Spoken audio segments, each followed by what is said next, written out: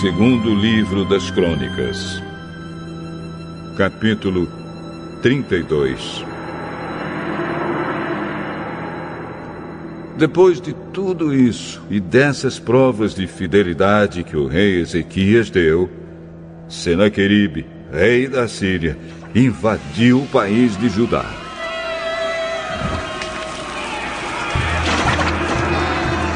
O seu exército cercou as cidades protegidas por muralhas, procurando conquistá-las. Quando Ezequias viu que Senaqueribe estava planejando atacar Jerusalém também, consultou seus chefes militares e civis e propôs que tapassem as fontes de água que ficavam fora da cidade. E eles concordaram com o plano. Muita gente se ajuntou e foram tapar todas as fontes e também o canal que atravessava aquela região. Isso foi feito para que os assírios encontrassem pouca água quando chegassem perto da cidade. Ezequias se animou e consertou a muralha da cidade. Construiu torres em cima dela e levantou outra muralha ao redor da que já existia. Também construiu defesas no aterro que havia sido feito no lado leste, na cidade de Davi, e mandou fazer muitas lanças e escudos. Colocou oficiais no comando de todos os homens da cidade. Mandou os oficiais se reunirem na praça do portão de entrada da cidade e disse: Sejam fortes e corajosos. Não fiquem assustados, nem tenham medo do rei da Síria e do seu enorme exército. Pois aquele que está do nosso lado é mais poderoso do que o que está do lado dele. Ele só conta com a força dos homens, mas do nosso lado está o Senhor, nosso Deus, para nos ajudar e para guerrear por nós. E o povo ficou animado ao ouvir as palavras do rei Ezequias.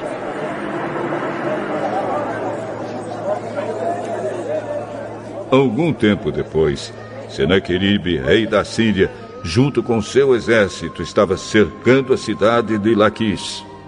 Ele enviou alguns oficiais a Jerusalém para entregarem ao rei Ezequias a seguinte mensagem: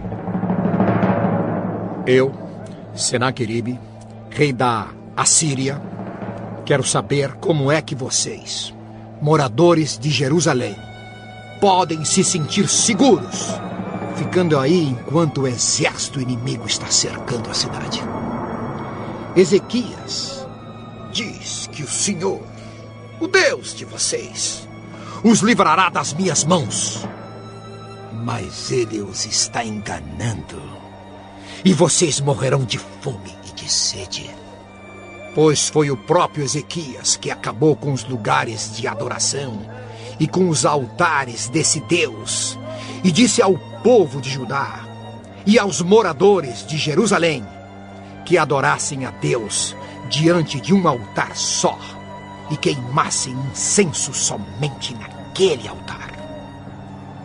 Será que vocês não sabem o que eu e os meus antepassados fizemos com os povos de outras nações?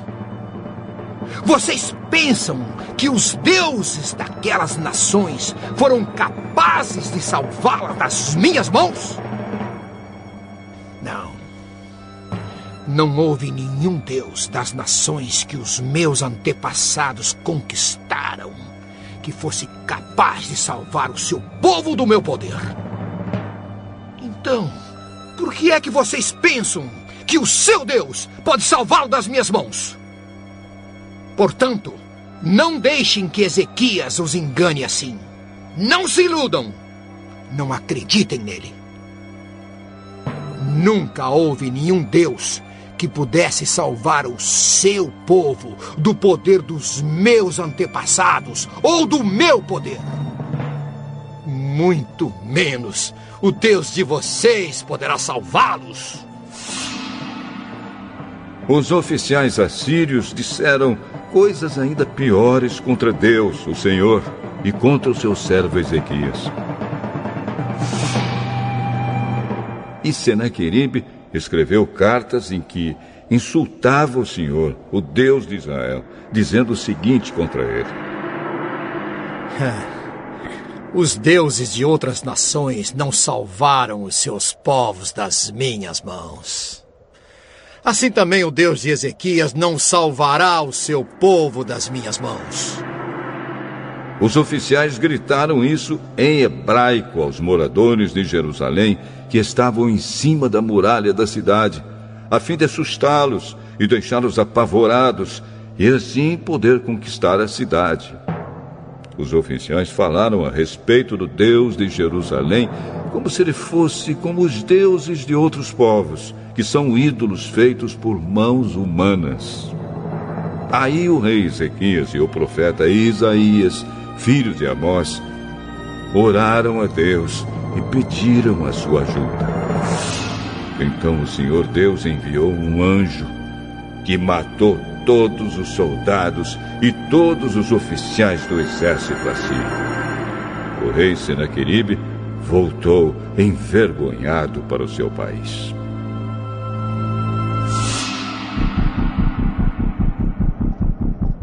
Certo dia, quando estava adorando no templo do seu Deus, alguns dos seus filhos o mataram à espada. Foi assim que o Senhor Deus salvou Ezequias e os moradores de Jerusalém das mãos de Senaqueribe, rei da Assíria, e das mãos de todos os outros inimigos. E Deus deu ao seu povo paz com todos os países vizinhos.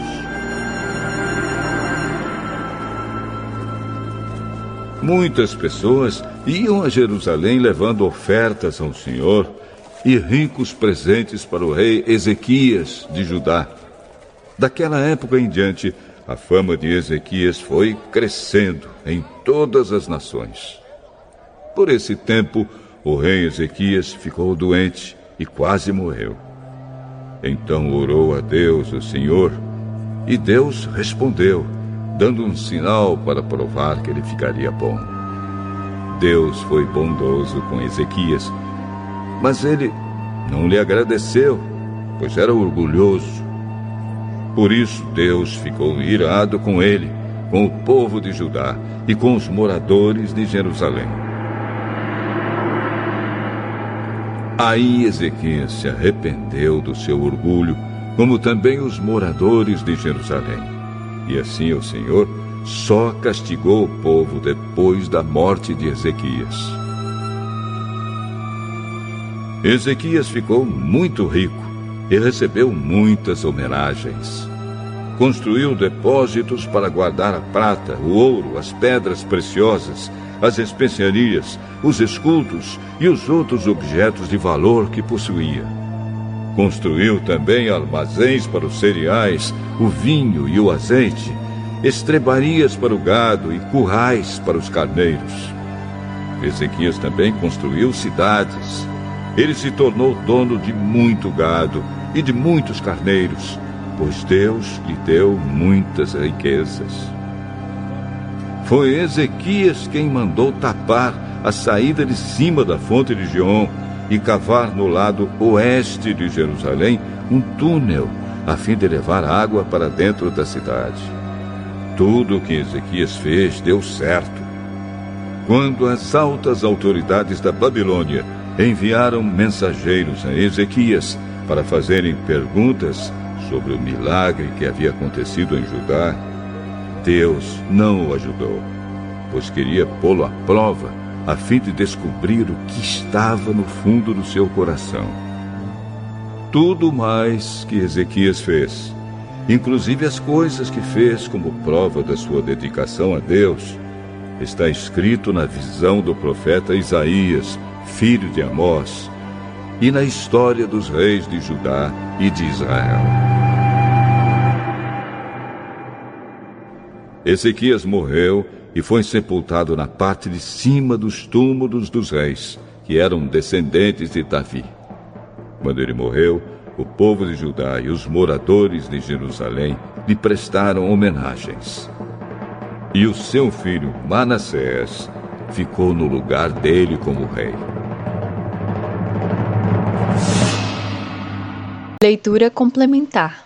Profetas e Reis, capítulo 29. Os embaixadores de Babilônia. Em meio ao seu próspero reinado, o rei Ezequias foi subitamente acometido de fatal enfermidade. Enfermo de morte, seu caso estava além do poder do auxílio humano. E o último vestígio de esperança pareceu removido quando o profeta Isaías surgiu perante ele com a mensagem: Assim diz o Senhor, põe em ordem a tua casa, porque morrerás e não viverás. Isaías capítulo 38, verso 1. A perspectiva parecia extremamente negra. Contudo, o rei podia ainda orar àquele que até ali havia sido seu refúgio e fortaleza, socorro bem presente na angústia. Salmo 46, verso 1. E assim ele virou o rosto para a parede e orou ao Senhor, dizendo: Ah, Senhor, sê servido de te lembrar de que andei diante de ti em verdade e com coração perfeito, e fiz o que era reto aos teus olhos. E chorou Ezequias muitíssimo. 2 Reis, capítulo 20, versos 2 e 3. Desde os dias de Davi, não havia reinado rei que atuasse tão poderosamente para o erguimento do reino de Deus num tempo de apostasia e desencorajamento como fizera Ezequias. O agonizante rei havia servido ao seu Deus fielmente e tinha fortalecido a confiança do povo em Jeová como seu supremo Senhor. E como Davi, podia agora suplicar: Chegue a minha oração perante a tua face, inclina os teus ouvidos ao meu clamor, porque a minha alma está cheia de angústia e a minha vida se aproxima da sepultura. Salmo 82, versos 2 e 3. Pois tu és a minha esperança, Senhor Deus, tu és a minha confiança desde a minha mocidade, por ti tenho sido sustentado. Não me rejeites no tempo da velhice. Ó Deus, não te alongues de mim. Meu Deus, apressa-te em ajudar-me. Não me desampares, ó Deus, até que tenha anunciado a tua força a esta geração e o teu poder a todos os vindouros. Salmo 71, versos 5, 6, 9, 12 e 18. Aquele cujas misericórdias não têm fim, ouviu a oração de seu servo. Sucedeu, pois, que, não havendo Isaías ainda saído do meio do pátio, veio a ele a palavra do Senhor, dizendo: Volta e dize a Ezequias, chefe do meu povo: Assim diz o Senhor Deus de teu pai Davi: Ouvi a tua oração e vi as tuas lágrimas. Eis que eu te sararei. Ao terceiro dia subirás à casa do Senhor, e acrescentarei aos teus dias 15 anos, e das mãos do rei da Síria te livrarei, a ti e a esta cidade, e ampararei esta cidade por amor de mim e por amor de Davi, meu servo.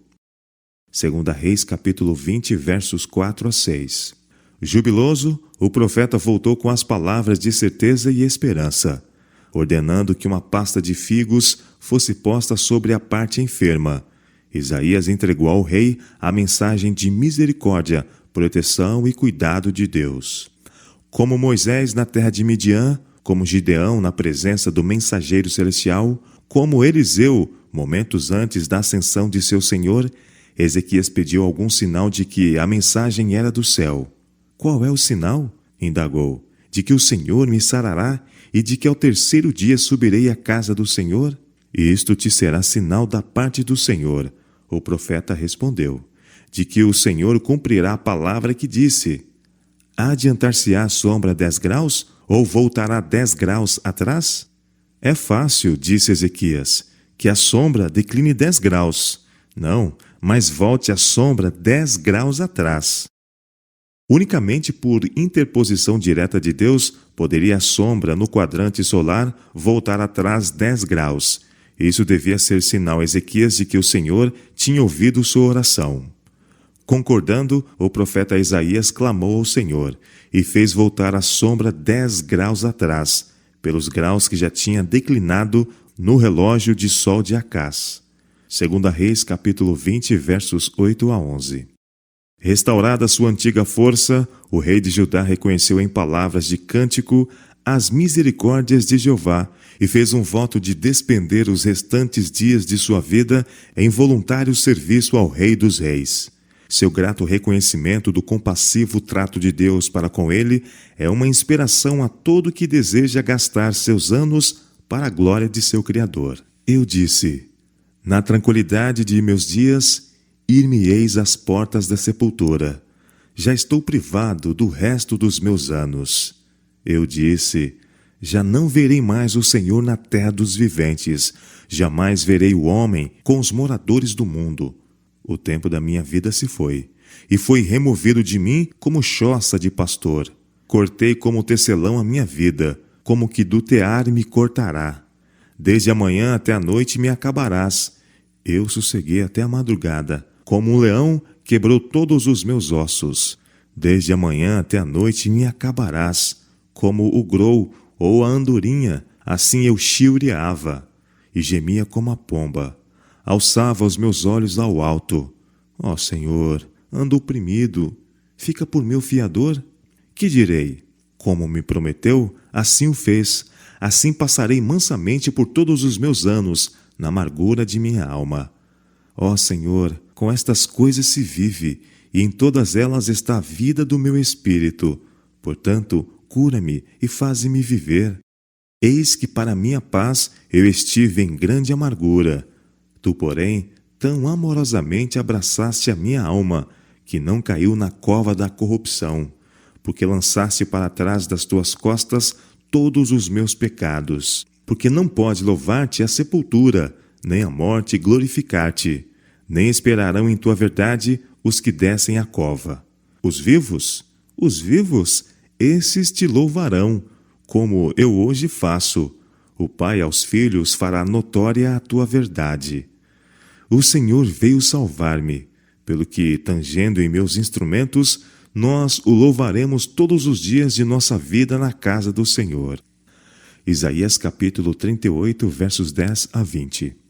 Nos férteis vales do Tigre e do Eufrates habitava um antigo povo, que, embora nesse tempo estivesse sujeito à Síria, estava destinado a governar o mundo. Havia entre esse povo homens sábios que davam muita atenção ao estudo da astronomia, e quando notaram que a sombra do quadrante solar havia regredido 10 graus, ficaram grandemente maravilhados. Seu rei, Merodach-Baladã, tendo sido informado de que este milagre se realizara como um sinal ao rei de Judá de que o Deus do céu lhe havia assegurado nova etapa de vida, enviou embaixadores a Ezequias, a fim de com ele se congratular por seu restabelecimento e se informar, se possível, mais a respeito do Deus que realizava tão grande maravilha.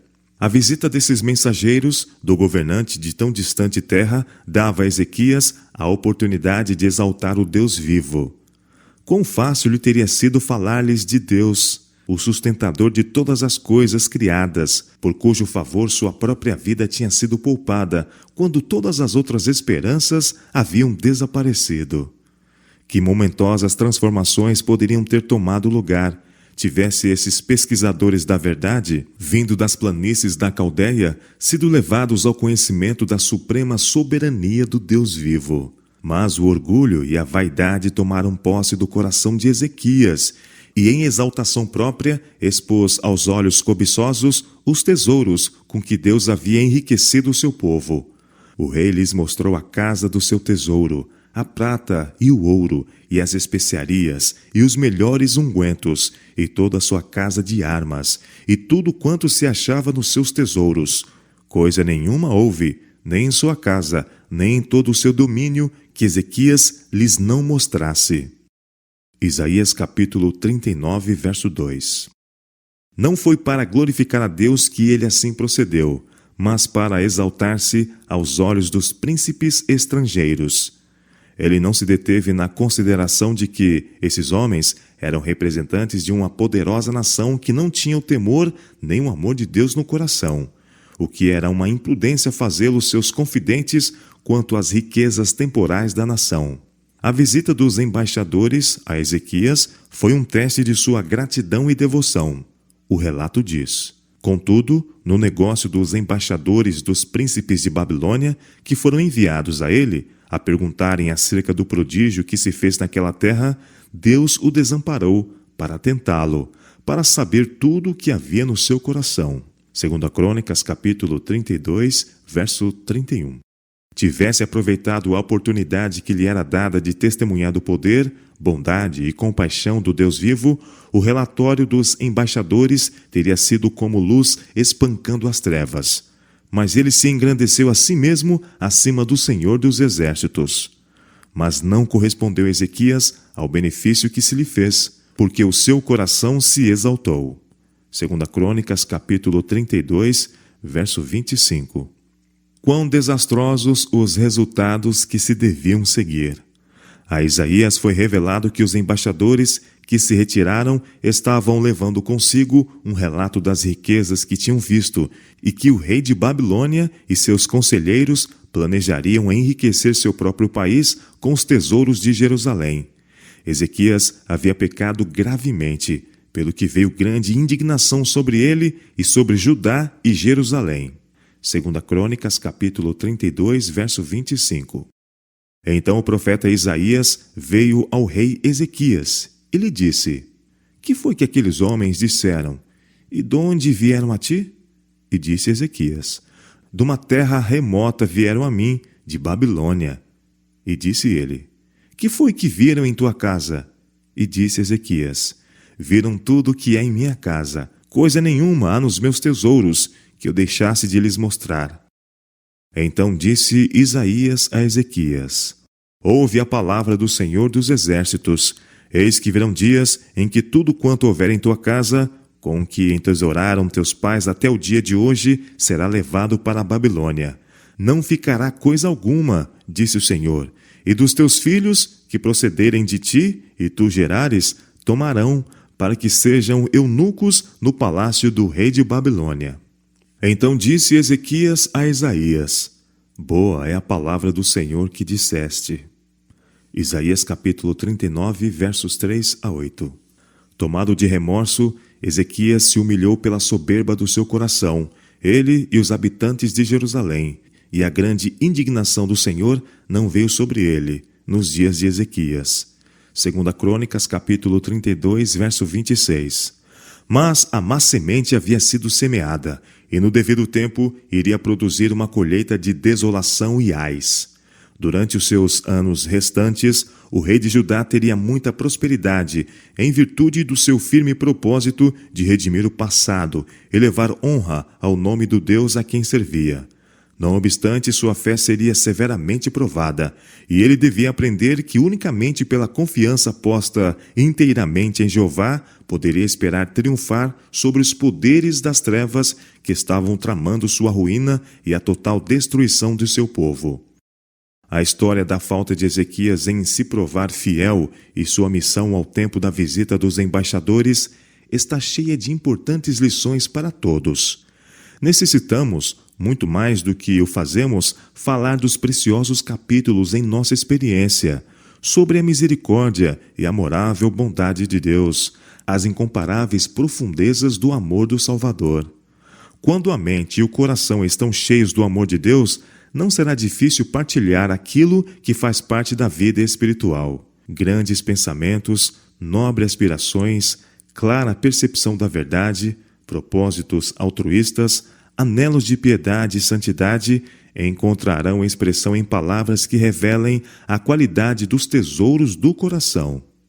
Aqueles com quem nos associamos dia a dia necessitam de nosso auxílio, nossa orientação. Eles podem encontrar-se em tal condição da mente que uma palavra dita a tempo será como um prego encravado no lugar certo.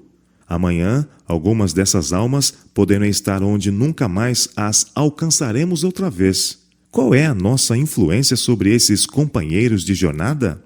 Cada dia de nossa vida está carregado de responsabilidades que nós temos de enfrentar. Cada dia, nossas palavras e atos estão fazendo impressão sobre aqueles com quem nos associamos. Quão grande é a necessidade que temos de pôr uma guarda em nossos lábios e vigiar cuidadosamente nossos passos. Um gesto desavisado, um passo imprudente, e poderão surgir ondas de alguma forte tentação que podem levar uma alma para o sorvedouro. Não podemos arrancar os pensamentos que houverem sido plantados nas mentes humanas. Se foram maus, poderemos ter posto em movimento uma sequência de circunstâncias, uma avalanche de males, que não seremos capazes de deter. Por outro lado, se por nosso exemplo ajudamos a outros no desenvolvimento de bons princípios, damos-lhes a capacidade para fazer o bem. Por seu turno, eles exercem a mesma benéfica influência sobre outros. Assim, centenas de milhares são ajudados pela nossa influência, por nós despercebida. O verdadeiro seguidor de Cristo fortalece os bons propósitos de todos aqueles com quem entra em contato. Diante de um mundo incrédulo e amante do pecado, ele revela o poder da graça de Deus e a perfeição do seu caráter. Profetas e Reis, capítulo 30. Libertos da Síria. Num tempo de grave perigo nacional, quando as hostes da Síria invadiram as terras de Judá, e parecia como se nada pudesse livrar Jerusalém de total destruição, Ezequias reuniu as forças do seu reino para resistir com inquebrantável coragem a seus opressores pagãos e confiar no poder de Jeová para livrar. Esforçai-vos e tende bom ânimo, não temais, nem vos espanteis por causa do rei da Síria, nem por causa de toda a multidão que está com ele. Ezequias exortou os homens de Judá, porque há um maior conosco do que com ele. Com ele está o braço de carne, mas conosco o Senhor nosso Deus, para nos ajudar e para guerrear nossas guerras. 2 Crônicas, capítulo 32, versos 7 e 8. Não era sem razão que Ezequias podia falar com confiança sobre o resultado por vir. A orgulhosa Assíria, conquanto usada por Deus durante algum tempo como a vara da sua ira para a punição das nações, não devia prevalecer sempre. Não temas a Assíria. Tinha sido a mensagem do Senhor por intermédio de Isaías alguns anos antes aos que habitavam em Sião. Porque daqui a bem pouco o Senhor dos Exércitos suscitará contra ele um flagelo, como a matança de Midian junto à rocha de Horebe, e como a sua vara sobre o mar, que contra ele se levantará, como sucedeu aos egípcios. E acontecerá naquele dia que a sua carga será tirada do seu ombro e o seu jugo do teu pescoço, e o jugo será despedaçado por causa da unção. Isaías capítulo 10, versos 24 a 27. Em outra mensagem profética, dada no ano em que morreu o rei Acás, o profeta havia declarado: O Senhor dos Exércitos jurou dizendo: Como pensei, assim sucederá, e como determinei, assim se efetuará. Quebrarei a Síria em minha terra, e nas minhas montanhas a pisarei, para que o seu jugo se aparte deles, e a sua carga se desvie dos seus ombros.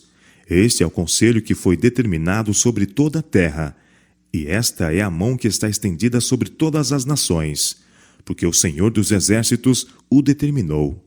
Quem, pois, o invalidará? E a sua mão estendida está. Quem, pois, a fará voltar atrás? Isaías capítulo 14, versos 28 e versos 24 a 27. O poder do opressor devia ser quebrado.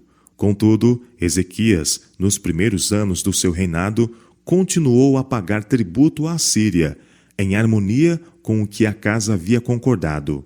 Entre mentes, o rei havia tomado conselho com seus príncipes e os seus varões, e havia feito tudo o que era possível para a defesa de seu reino. Havia providenciado para que houvesse abundância de água dentro dos muros de Jerusalém, enquanto fora devia haver escassez.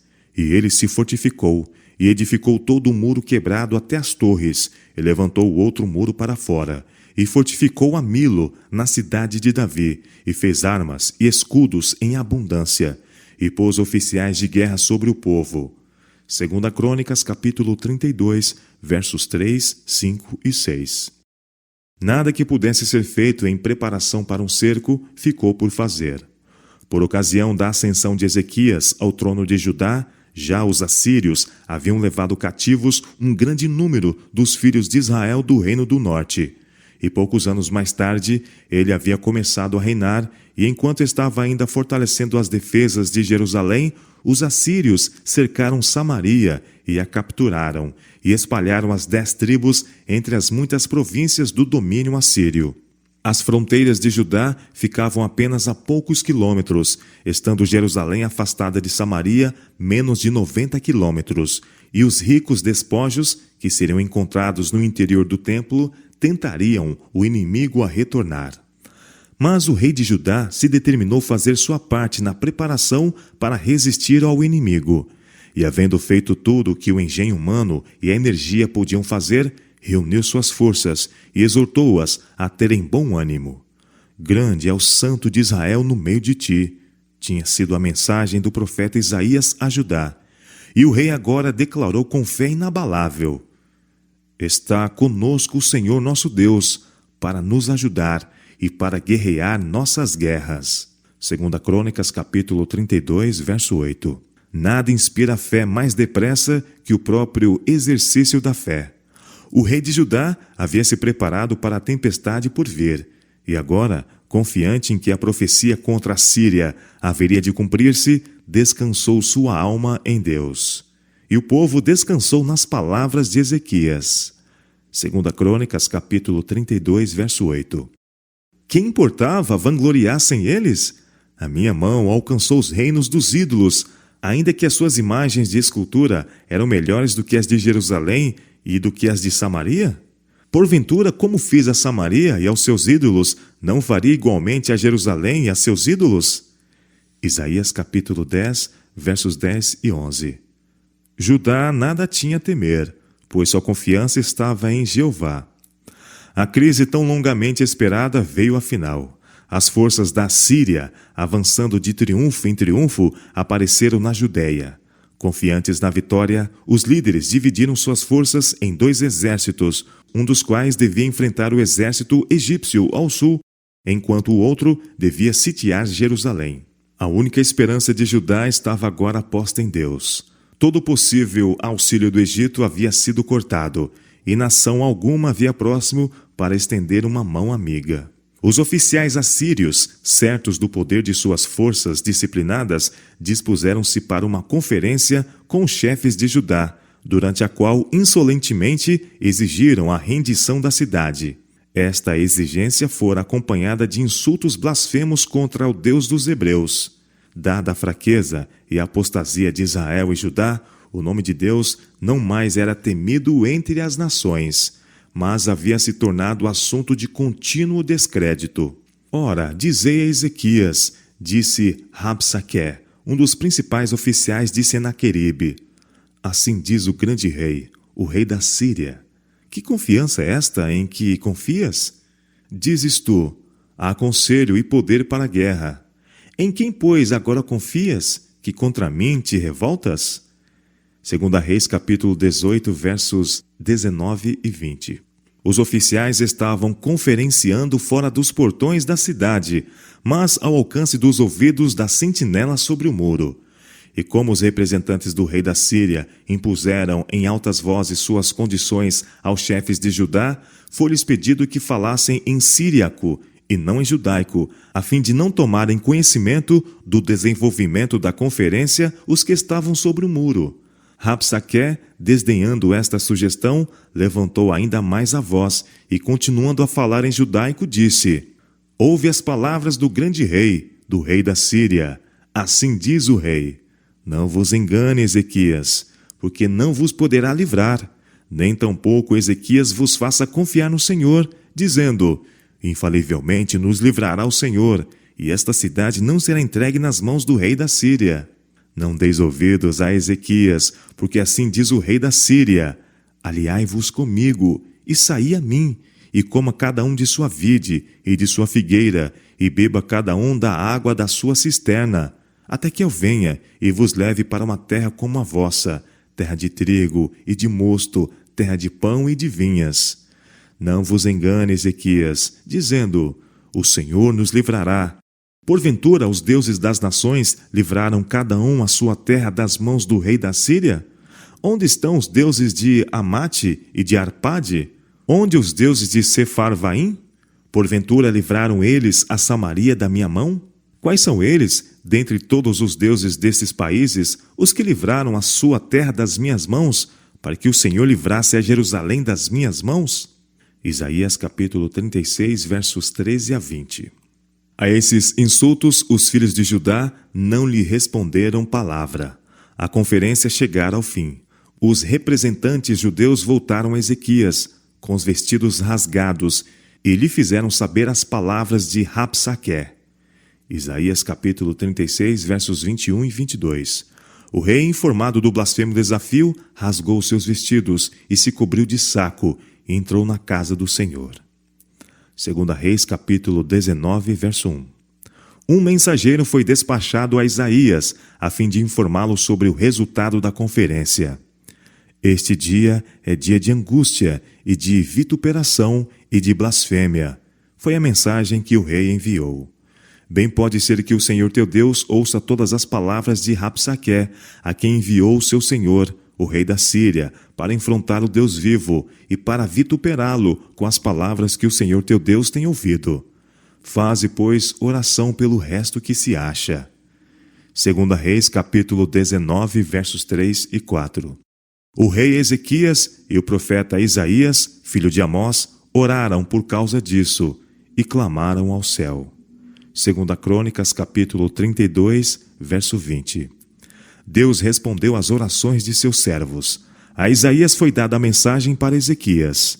Assim diz o Senhor: não tema as palavras que ouviste, com as quais os servos do rei da Síria me blasfemaram. Eis que meterei nele um espírito, e ele ouvirá um arruído, e voltará para sua terra. A espada o farei cair na sua terra. 2 Reis, capítulo 19, versos 6 e 7. Os representantes assírios, depois de haverem deixado os chefes de Judá, comunicaram-se diretamente com o seu rei, que estava com a divisão de seu exército em guarda contra a aproximação do Egito. Ouvindo o relatório, Senaqueribe escreveu cartas para blasfemar do Senhor Deus de Israel e para falar contra ele, dizendo: assim como os deuses das nações das terras não livraram o seu povo da minha mão, assim também o Deus de Ezequias não livrará o seu povo da minha mão. 2 Crônicas, capítulo 32, verso 17. A atrevida ameaça foi acompanhada pela mensagem: não te engane o teu Deus, em quem confias, dizendo: Jerusalém não será entregue na mão do rei da Síria. Eis que já tens ouvido o que fizeram os reis da Síria a todas as terras, destruindo-as totalmente. E tu te livrarás? Porventura a livraram os deuses das nações, a quem destruíram, como a Gozã, e a Arã, e a Rezefe, e aos filhos de Éden, que estavam em Telassar? Que é feito do rei de Amate, e do rei de Arpade, e do rei da cidade de Serfavaim, de Ena e de Iva? 2 Reis, capítulo 19, versos 10 a 13. Quando o rei de Judá recebeu as insultuosas cartas, levou-as ao templo e as estendeu perante o Senhor. E orou com forte fé pelo auxílio do céu, para que as nações da terra soubessem que o Deus dos hebreus ainda vivia e reinava. A honra de Jeová estava em jogo. Ele somente poderia trazer livramento. Ó Senhor, Deus de Israel, que habitas entre os querubins, suplicou Ezequias. Tu mesmo, só tu és Deus de todos os reinos da terra. Tu fizeste os céus e a terra. Inclina, Senhor, o teu ouvido e ouve. Abre, Senhor, os teus olhos e olha, e ouve as palavras de Senaqueribe, que enviou a este para afrontar ao Deus vivo. Verdade é, ó Senhor, que os reis da Síria assolaram as nações e as suas terras, e lançaram seus deuses no fogo, porquanto deuses não eram, mas obra de mãos de homens, madeira e pedra. Por isso os destruíram. Agora, pois, ó Senhor nosso Deus, sê servido de nos livrar da sua mão, e assim saberão todos os reinos da terra que só tu és o Senhor Deus. 2 Reis, capítulo 19, versos 15 a 19. A súplica de Ezequias em favor de Judá e da honra do seu supremo rei estava em harmonia com a mente de Deus. Salomão, em sua ação de graças quando da dedicação do templo, havia orado para que o Senhor executasse o juízo do seu povo, a cada qual no seu dia, para que todos os povos da terra saibam que o Senhor é Deus e que não há outro. 1 Reis, capítulo 8, versos 59 e 60.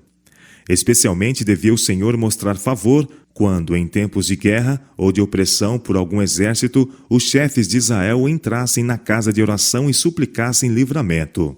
Ezequias não foi deixado sem esperança. Isaías mandou-lhe dizer: Assim diz o Senhor Deus de Israel: O que me pediste acerca de Senaqueribe, rei da Síria, eu o ouvi. Esta é a palavra que o Senhor falou dele. A virgem, a filha de Sião, te despreza, de ti zomba. A filha de Jerusalém meneia a cabeça por detrás de ti.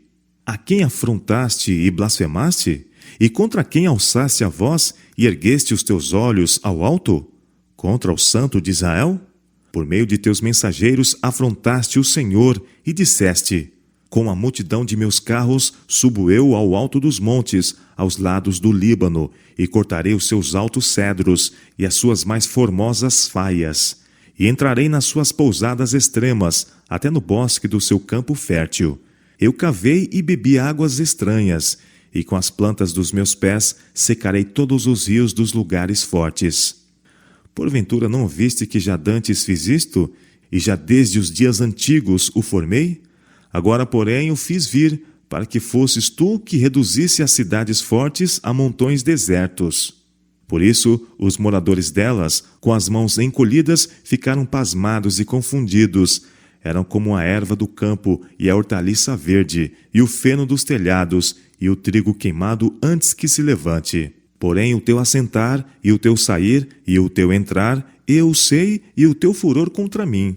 Por causa do teu furor contra mim, e porque a tua revolta subiu aos meus ouvidos, portanto, porei o meu anzol no teu nariz, e o meu freio nos teus beiços, e te farei voltar pelo caminho por onde vieste.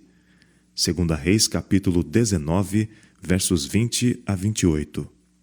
A terra de Judá tinha sido devastada pelo exército de ocupação, mas Deus havia prometido suprir miraculosamente as necessidades do povo. A Ezequias veio a mensagem: Isto te será por sinal. Este ano se comerá o que nascer por si mesmo, e no seguinte o que daí proceder.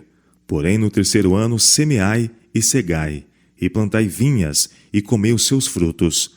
Porque o que escapou da casa de Judá e ficou de resto, tornará a lançar raízes para baixo, e dará fruto para cima. Porque de Jerusalém sairá o restante, e do monte de Sião o que escapou. O zelo do Senhor fará isto. Portanto, assim diz o Senhor acerca do rei da Síria: Não entrará nesta cidade, nem lançará nela flecha alguma.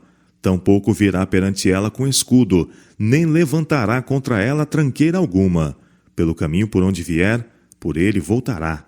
Porém, nesta cidade não entrará, diz o Senhor, porque eu ampararei a esta cidade, para a livrar, por amor de mim e por amor do meu servo Davi. 2 Reis, capítulo 19, versos 29 a 34. Nesta mesma noite veio o livramento. Saiu o anjo do Senhor, e feriu no arraial dos assírios a 185.000 deles. Todos os varões valentes, e os príncipes, e os chefes no arraial do rei da Síria foram mortos. As novas desse terrível juízo sobre o exército que tinha sido enviado a Jerusalém logo chegou a Senaqueribe, que estava ainda aguardando a via de acesso do Egito à Judéia. Tomado de temor, o rei assírio apressou-se a partir, retornando em vergonha de rosto à sua terra. 2 Crônicas, capítulo 32, verso 21. Mas ele não iria reinar muito tempo mais. Em harmonia com a profecia que havia sido proferida com respeito ao seu súbito fim, foi ele assassinado por membros de sua própria casa. E Esar-Adom, seu filho, reinou em seu lugar. Isaías capítulo 37, verso 38. O Deus dos hebreus havia prevalecido sobre a orgulhosa Assíria. A honra de Jeová foi vindicada aos olhos das nações vizinhas. Em Jerusalém o coração do povo estava cheio de santo gozo. Seus ferventes pedidos de livramento tinham sido misturados com confissão de pecado e com muitas lágrimas. Em sua grande necessidade, eles haviam confiado inteiramente no poder de Deus para salvar, e ele não lhes havia faltado. Agora, o recinto do templo ressoava com cânticos de solene louvor. O surgimento e queda do Império Assírio é rico em lições para as nações de hoje. A inspiração comparou a glória da Assíria, no apogeu de sua prosperidade, a uma nobre árvore no jardim de Deus, sobrepujando as árvores ao redor. A Assíria era um cedro no Líbano, de ramos formosos, de sombrosa ramagem e de alta estatura, e o seu topo estava entre os ramos espessos. Todos os grandes povos se assentavam à sua sombra. Assim era ele formoso na sua grandeza, na extensão dos seus ramos, porque a sua raiz estava junto às muitas águas. Os cedros não podiam escurecer no jardim de Deus. As faias não igualavam seus ramos, e os castanheiros não eram como seus renovos. Nenhuma árvore no jardim de Deus se assemelhou a ele na sua formosura. Todas as árvores do Éden, que estavam no jardim de Deus, tiveram inveja dele. Ezequiel capítulo 31, versos 3 a 9. Mas os senhores da Síria, em vez de usar suas bênçãos incomuns para o benefício da humanidade, tornaram-se o flagelo de muitas terras. Destituídos de misericórdia, o pensamento ausente de Deus ou do próximo, prosseguiram no plano determinado de levar todas as nações a reconhecerem a supremacia dos deuses de Nínive, que eles exaltavam acima do Altíssimo. Deus lhes havia enviado Jonas com a mensagem de advertência, e por algum tempo eles se humilharam perante o Senhor dos Exércitos e buscaram perdão. Mas logo retornaram ao culto dos ídolos e à conquista do mundo. O profeta Naum, denunciando os malfeitores de Nínive, exclamou: Ai da cidade ensanguentada! Ela está toda cheia de mentiras e de rapina. Não se aparte dela o roubo. Estrépito de açoite há, e o estrondo do ruído das rodas.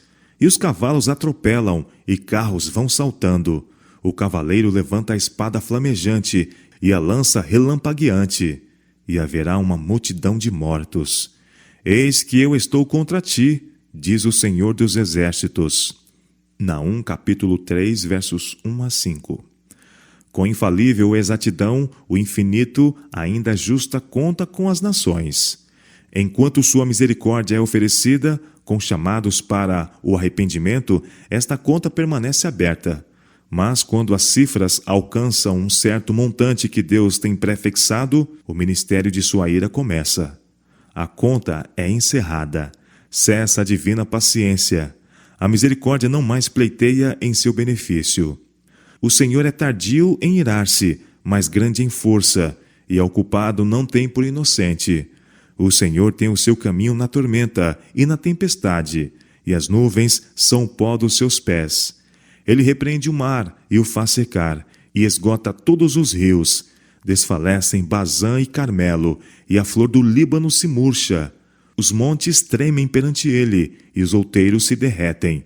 E a terra se levanta na sua presença, e o mundo e todos os que nele habitam.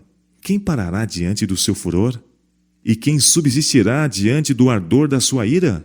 A sua cólera se derramou como um fogo, e as rochas foram por ele derribadas. Naum capítulo 1, versos 3 a 6. Assim foi que Nínive, a cidade alegre e descuidada, que dizia no seu coração: Eu sou, e não há outra além de mim, tornou-se em assolação, vazia e esgotada e devastada. O covil dos leões e as pastagens dos leãozinhos, onde passeavam o leão velho e o cachorro do leão, sem que ninguém os espantasse. Sofonias capítulo 2, verso 15, Naum capítulo 2, verso 10 e 11. Olhando além para o tempo em que o orgulho da Síria devia ser abatido, Sofonias profetizou de Nínive. No meio dela repousarão os rebanhos, todos os animais dos povos, e alojar-se-ão nos seus capitéis, assim o pelicano como o ouriço. A voz do seu canto retinirá nas janelas. A assolação estará no umbral, quando tiver descoberto a sua obra de cedro. Sofonias capítulo 2, verso 14. Grande era a glória do império assírio, grande foi sua queda. O profeta Ezequiel, levando mais longe a figura de um nobre cedro, claramente predisse a queda da Síria por causa de seu orgulho e crueldade. Ele declarou: Assim diz o Senhor Jeová: se levantou o seu topo no meio dos espessos ramos, e seu coração se exalçou na sua altura. Eu o entregarei na mão da mais poderosa das nações, que lhe dará o tratamento merecido. Pela sua impiedade o lançarei fora. E estranhos, os mais formidáveis das nações, o cortaram e o deixaram. Caíram seus ramos sobre os montes e por todos os vales, e os seus renovos foram quebrados por todas as correntes da terra. E todos os povos da terra se retiraram da sua sombra e o deixaram.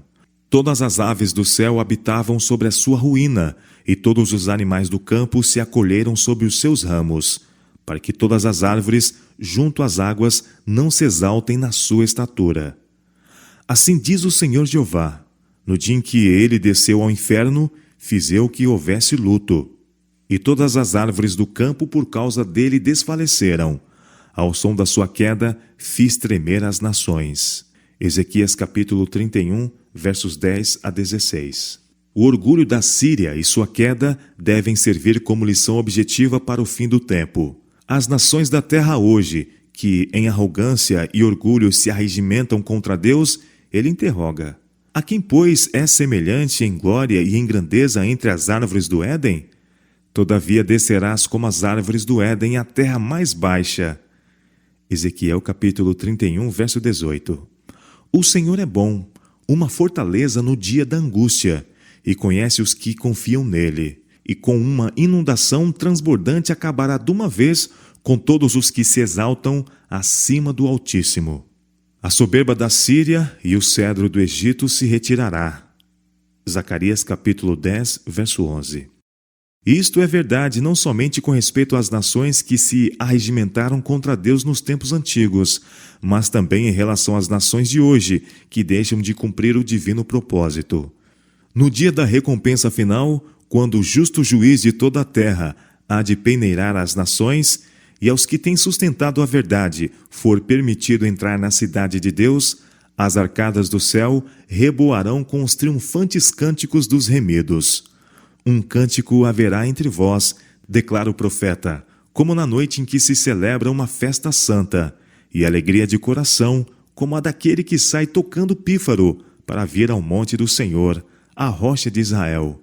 E o Senhor fará ouvir a glória da sua voz. Com a voz do Senhor será desfeita em pedaços a Assíria, que feriu com a vara. E a cada pancada do bordão do juízo que o Senhor der, haverá tamborins e harpas. Isaías capítulo 30, versos 29 a 32.